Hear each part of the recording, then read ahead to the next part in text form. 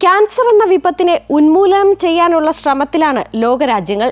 ഈ വർഷം തന്നെ വാക്സിൻ പുറത്തിറക്കുമെന്ന് റഷ്യ കഴിഞ്ഞ ഡിസംബറിൽ പ്രഖ്യാപിച്ചിരുന്നു. ലോകരാജ്യങ്ങൾക്കൊപ്പം വാക്സിൻ വികസിപ്പിക്കാൻ ഇന്ത്യൻ ഗവേഷകരും രംഗത്തുണ്ട്.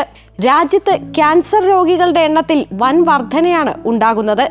ഇതിന് തടയിടാനുള്ള പരിശ്രമത്തിലാണ് കേന്ദ്ര സർക്കാരും. 6 മാസത്തിനുള്ളിൽ സ്ത്രീകളിലെ ക്യാൻസറിന് മരുന്ന് പുറത്തിറക്കുമെന്ന് പ്രഖ്യാപിച്ചിരിക്കുകയാണ് കേന്ദ്ര ആരോഗ്യ മന്ത്രാലയം.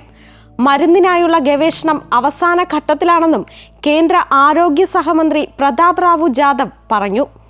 മരുന്ന് പുറത്തിറങ്ങിക്കഴിഞ്ഞാൽ 9-നും 16 വയസ്സിനും ഇടയ്ക്ക് പ്രായമുള്ള പെൺകുട്ടികൾക്ക് ക്യാൻസർ പ്രതിരോധ കുത്തിവയ്പ് നൽകാനാകും.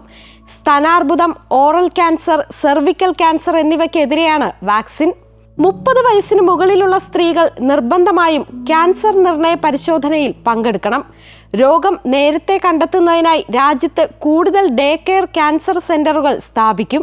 ആശുപത്രിയിൽ ആയുഷ് സേവനങ്ങൾ ഉണ്ടെന്നും ജനങ്ങൾ ഈ സൗകര്യങ്ങൾ പ്രയോജനപ്പെടുത്തണമെന്നും കേന്ദ്ര ആരോഗ്യ സഹമന്ത്രി ഓർമ്മിപ്പിച്ചു.